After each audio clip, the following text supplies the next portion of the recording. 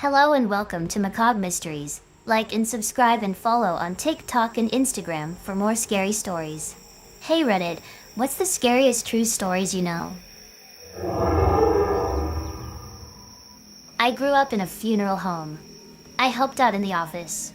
When I was about 15, we got a call from a man whose wife and infant baby had been murdered in cold blood. There were very few clues. It made headlines. Cops set up surveillance of the viewing.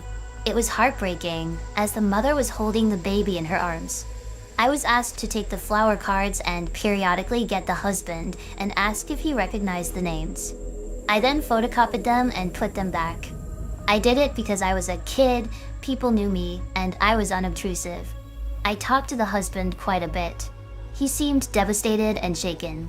The cops told me they had an eyewitness to someone leaving the house the day of the murder. The witness was a 3-year-old girl. She recognized the man leaving.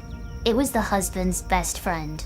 Turns out that the friend and the husband had made a pact to kill each other's families and run off with their secretaries. The little girl identified the friend, and I guess one of them cracked. They both went to jail on multiple counts, all on the testimony of a 3-year-old. I still cannot believe to this day that that man stood right beside me multiple times, and I had no celery. I don't think I ever looked at life the same way after that.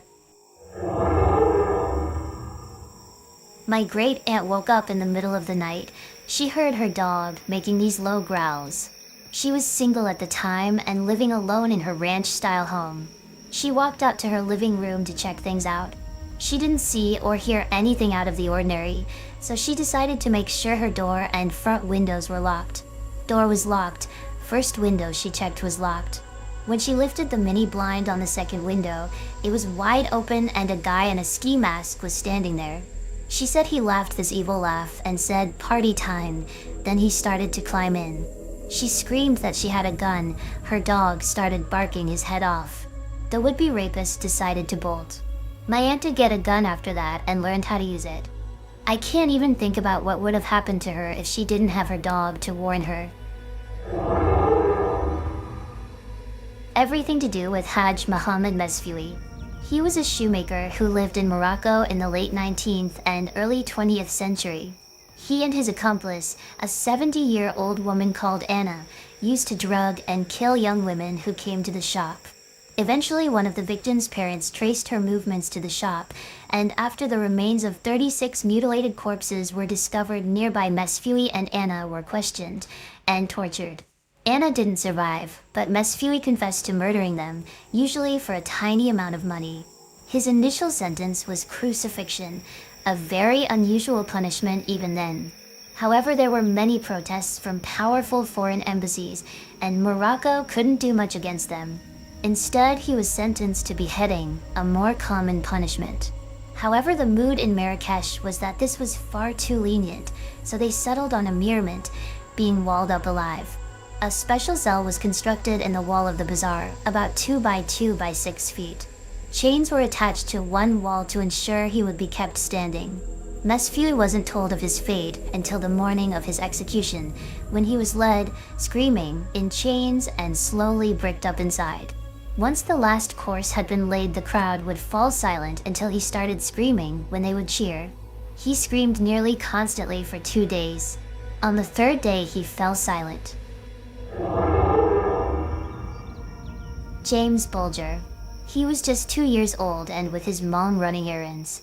She let go of his hand to pay the cashier, and he wandered away. 2 10-year-old boys spotted him, lured him toward them, took him by the hands, and led him away. They took him to a remote location, pushing and kicking at him the whole time. Some people questioned the 2 kids with the crying toddler, but they lied, saying he was their brother, and nobody intervened further. They took him to a secluded spot and tortured him. I don't want to recount the torture details, it's just too gruesome. They left his body on some railroad tracks, hoping that being run over by a train would make it look like an accident.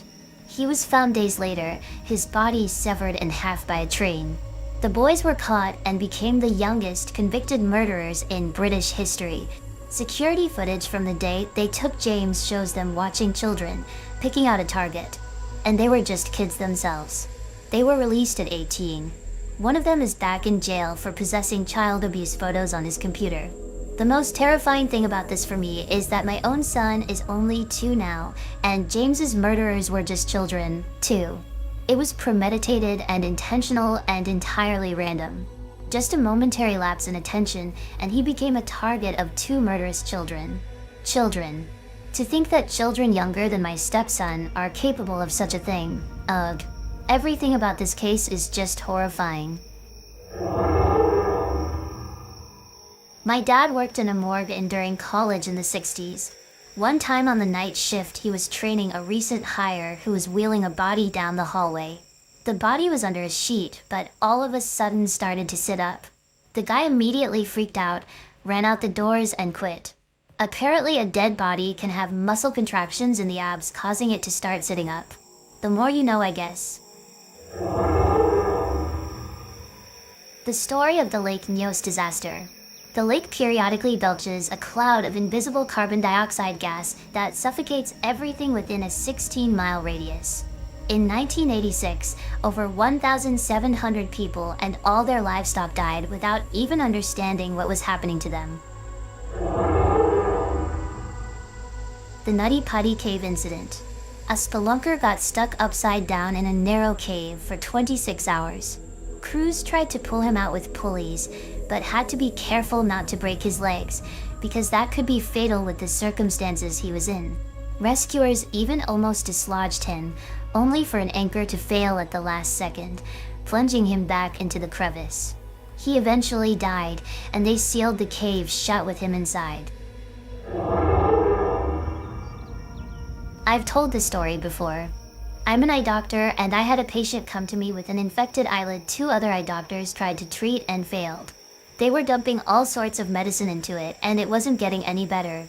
At this point, it was swollen and painful for weeks with no improvement despite being on tons of meds. Apparently, neither of them thought to flip the lid upside down. You know that gross trick some kids do with their upper eyelids. It was a painful maneuver for her very swollen eyelid, which might explain it. Anyhow, there appeared to be what looked like a visible abscess inside the tissue with thick gooey material. I thought I'd give it a nudge and saw it move. This wasn't an abscess, it was something else. I managed to remove it quite easily in one whole piece. It was a fly larva. The patient told me that she had a bug hit her in the eye a few days before she got this infection. I removed the larva, and within 2 days the wound closed, and she was 100% recovered on basic antibiotic eye drops.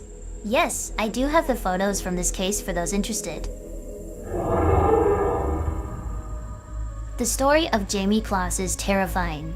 In rural Wisconsin last year, a 13-14-ish year, old girl went missing after her parents were murdered in their home. Police arrived within 4 minutes or so, but she is just gone. Of course, speculation is that she was kidnapped, or that she was in on it, or dead, or whatever. Nobody knows because she has completely vanished. 88 days later, in the dead of a northern Wisconsin winter, she runs out into the street to a woman walking her dog. She had been held captive about 40 minutes from her home.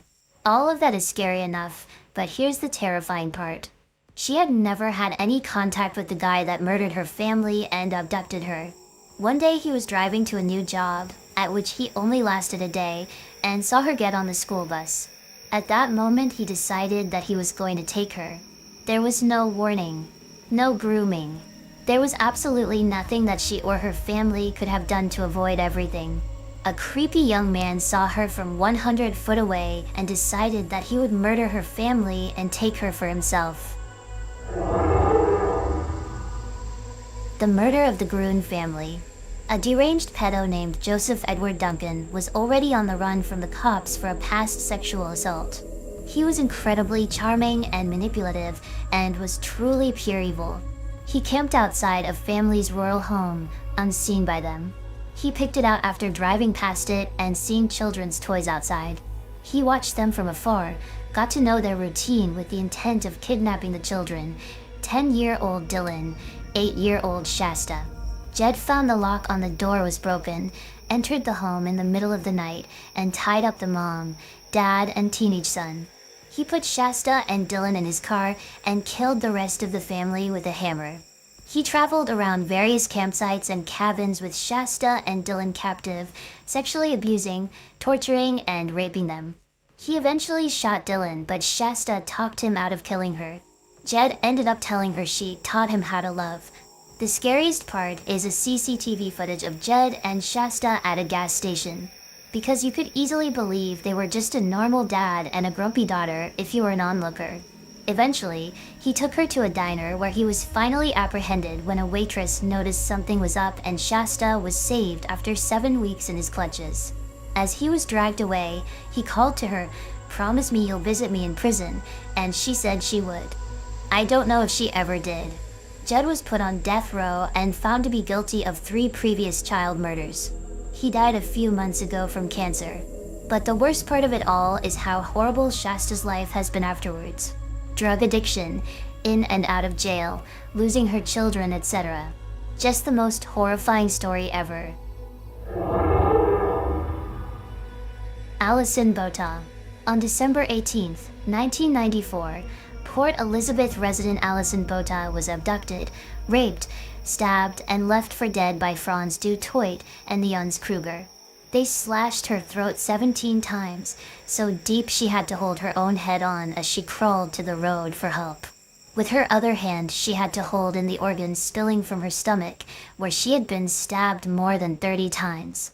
By some miracle, the knife thrusts had missed her main arteries, so she did not bleed to death and was able to breathe through her severed trachea. There is a documentary that is on Amazon Prime called Alison. Worth the watch, but might be traumatic for some viewers. The Reina Marroquin story. A young lady had an affair with her boss in the 1960s, got pregnant. After threatening to tell her boss wife, she was killed by her boss, who then put her body in an industrial barrel. He had the barrel in his house for years, and none of the various owners opened it due to the weight. Finally, one guy decided to dispose of it in the 90s, and when he opened it, he saw it contained something. An investigation traced the barrel and girl back to the man, who then killed himself before police could come arrest him after confirming he was the father of the unborn baby via DNA. The lady's mother was in her late 80s when she was told her missing daughter was finally found. She claims that she had been having dreams about her daughter being inside a metal container for years after she had gone missing. The Franklin Expedition. Somewhere in the neighborhood of 150 British sailors and military personnel on 2 ships embarked on a mission to find the Northwest Passage from the Atlantic across to the Pacific through Arctic waters. The ships, named HMS Erebus and HMS Terror, 2 former warships reclassified as icebreakers thanks to their sturdier builds, departed British waters in the 1845 and were never seen again. In subsequent rescue attempts and investigations, it was discovered that quite possibly everything that could have gone wrong on the expedition did so. The weight of the ships with their reinforced hulls and decks designed to fire mortars and cannons off of worked against them, as much of the waters crossed were shallow and filled with rocks and icebergs. The time chosen to launch the expedition occurred at one of the coldest Arctic periods in recent history, meaning the polar ice, and particularly the pack ice, didn't melt like usual as the ships became locked in the frozen water and essentially experienced an endless winter for over 4 years. The food they stored, which was supposed to last for years thanks to the revolutionary new process of canning, was bought at the lowest bidder. Much of the food was improperly sealed and spoiled, leading to food poisoning, and even the ones that were properly sealed and kept intact were riddled with lead thanks to the soldering used to keep the food inside fresh. In conjunction with the lead pipes in the ships the men would have been drinking out of for years, meant the entire crews of both ships was slowly being infected with all manner of diseases, namely botulism, scurvy, and heavy lead poisoning, which also affects the mind, leading to memory loss, heavy paranoia, and general mental deterioration, combined with already present tuberculosis that killed a small number of the crew before departing to the Arctic. After about 2 to 3 years stuck in the ice, the captain in charge of the voyage, John Franklin, and many other crew members died in unknown circumstances, and the remainder decided to abandon ships and try and hike out together to the nearest trading outpost and back Fish River in Canada, hundreds of miles away, by loading up their rowboats with supplies and fixing them on sleds to be pulled. All remaining crew perished on that journey. Their remains discovered by local Inuits/Netsilik tribes, who described desolate campsites of skeleton-like corpses with hazily built, half-open tents, and even human body parts in cook pots, heavily implying that the men resorted to cannibalism in their last desperate hours. A guy I was good friends with had a party one night and called me to invite me over. It was me and my wife's first day off together in a while, and our daughter was 2 years old. I mentioned it to my wife and my daughter said, "No, don't go, Daddy." Of course I can't resist that, so I stayed home and we had a good night. My friend, however, had the worst night of his life. His party was going good and everything was fine, even though there was a friend of a friend there who no one really knew. Turns out the stranger had been smoking PCP and decided to start killing people.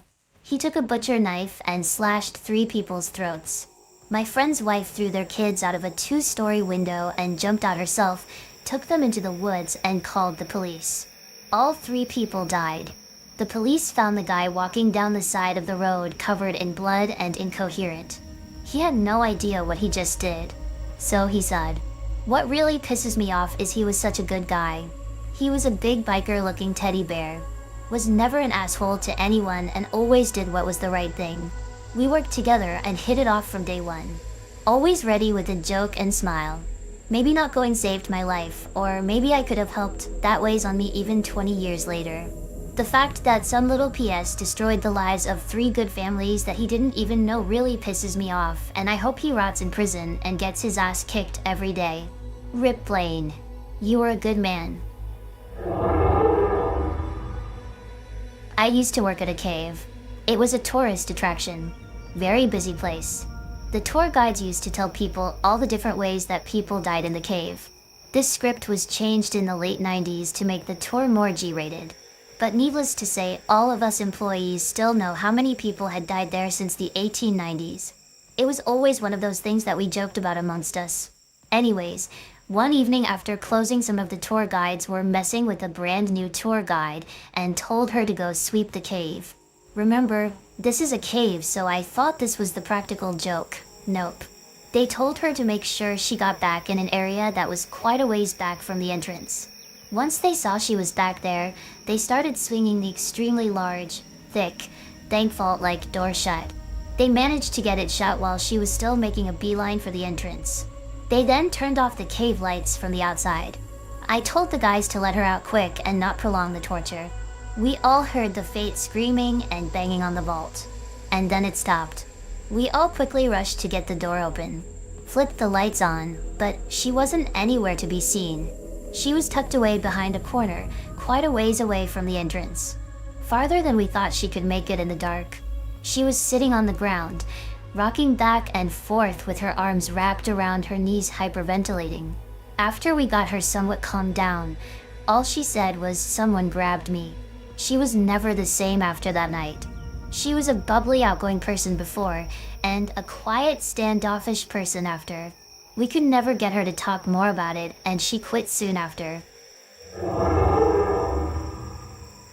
The war crimes that Unit 731, Japanese, have done, including but not limited to dissecting Chinese and Koreans' children alive, or vivisection, raping babies, syphilis, and frostbite testing on Chinese, steaming Chinese alive, etc. The data that 78% of human body is made of water is partially a result of the 731 drying experiment, where Japanese scientists roasted Chinese civilians to death in a high-temperature room for 15 hours, then weighed the dried mummy body and compare it with the victim's body weight before the experiment. A story I heard from my grandpa is that they lured orphans with food because Chinese were starving during the long-lasting WW2, tricked them saying the injections were vaccines against flu while it's actually full of STI virus, then observed them slowly dying in agony, but continuously supplying them basic nutritions so they would last for as long as possible. The Nanjing Massacre is just a cornerstone of the terrible, terrible war crimes conducted by the Japanese Imperial armies, where half of the population from one of the most developed cities in China at the time were just wiped out in 10 days. Bodies were buried for months. The world history has never witnessed such a cliff drop in population. The Imperial Japan did not consider Chinese, Koreans, or Indonesians as humans. They're referring to them as monkeys and logs. Even the Auschwitz camp is acknowledged. But Unit 731 and the terrible biological warfares have never been acknowledged by Japanese up till today, not to mention apologies, even though there are evidences and memorials everywhere all over Asia. My grandpa always says history is written by the winners, but these horrible things really happened. He remembers his parents being killed in front of his eyes by the Japanese. People remember. A woman my mom is friends with came home to find her entire family brutally murdered. Her parents, grandparents, and both her older siblings, plus her baby sister. She grabbed her younger brother and ran to the neighbor's house. The police arrived. It turns out her oldest brother killed them all and was waiting on his sister and brother to come home to kill them too. The only thing that saved her life is that she stopped before she went upstairs, which is where he was lying in wait with an axe. To this day, every 3 years she has to bring all of his letters where he is still threatening to kill them to the parole board to prevent his release. Story number 2. My cousin's neighbor came over to visit and was acting off. First, her house was 3 miles away on a dirt road, and she had walked over in the middle of hot summer. This wasn't normal for her. She was jittery and kept mentioning that she hadn't heard from her husband all day and was afraid to go home. My cousin's mom came in the room and pulled my cousin to the side and told her to keep the neighbor talking. She was calling the police. Cousin's mom had noticed a chunk of what looked like hamburger meat on the woman's dress and thought that she might be in some kind of shock and that something might be wrong at home. The police arrive and take her outside. She continues to be jittery and not making a lot of sense. They check her house. They find her husband's recliner soaked in blood with a trail leading up the stairs. On the stairs, they find fingers. At the top of the stairs, in the bedroom, they find her husband dead. She had killed him with a butcher knife because he was taking up too much of her time. As she left, he wasn't dead yet and had started up the stairs to get to the phone. She attacked him again and cut off several fingers. He went still and she believed he was dead and took off. He almost made it to the phone. Chicago Tylenol murders.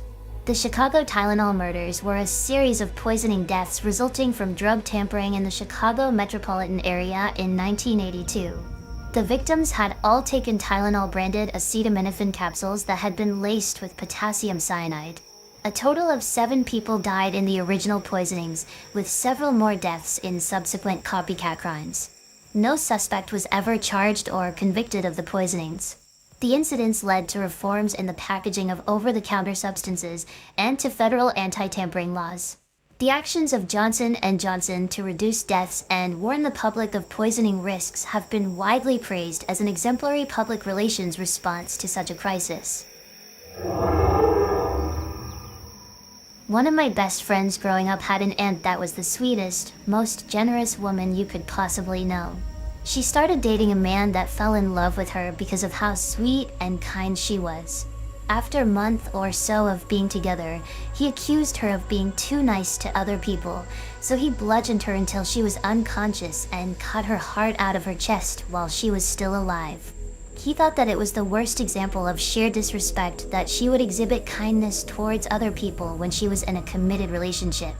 He believed he owned all of the good she had to give, and by being nice to people that weren't him, she may as well have been cheating with the whole town. He killed her for being the person he knew her to be when they started dating. The fact people like him exist is terrifying to me.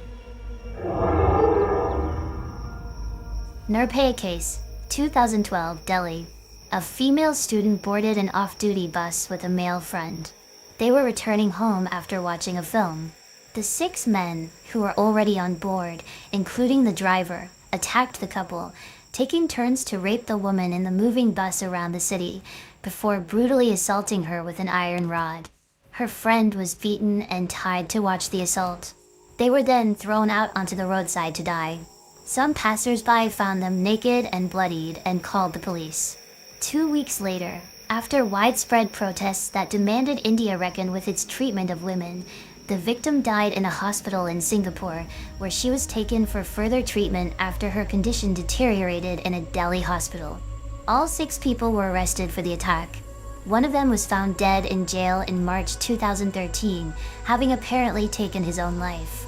Another, who was 17 at the time of the attack, was released in 2015 after serving 3 years in a reform facility. The remaining 4 were hanged in the capital's high-security Tihar prison. This is a personal story, but I think it does illustrate a greater point. I've told the story before, and I'll try to keep it brief. I used to live and work in South Africa with a charity organization, and while there I became friends with a man originally from the Democratic Republic of Congo, who is now in SA working with our group. Eventually, I ended up moving back to Canada, but we still kept in touch sporadically over Facebook. A couple of years went by, and he stopped updating his profile. It was sad, but people move on, and when you are halfway around the world, friendships can fade.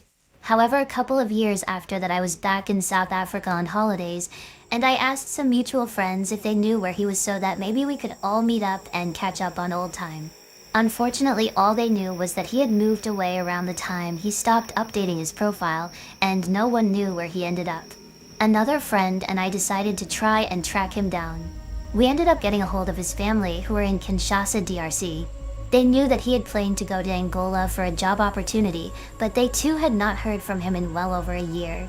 Sadly, I couldn't stay and continue on the search, but my other friend did.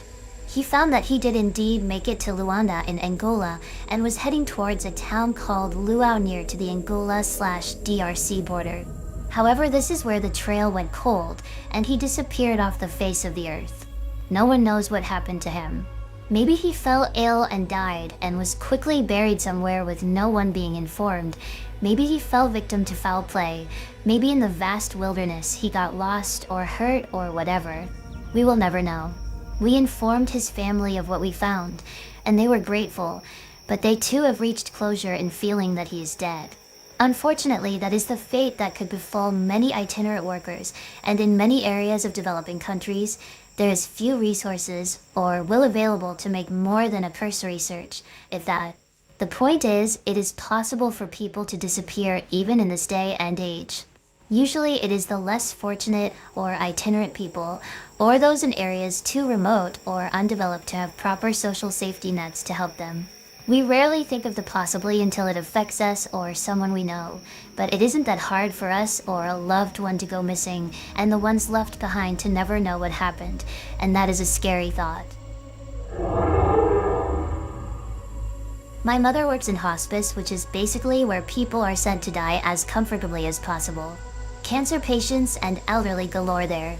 Anyways, the scariest stories I know are when the dying patients basically lose rights to make decisions about their bodies.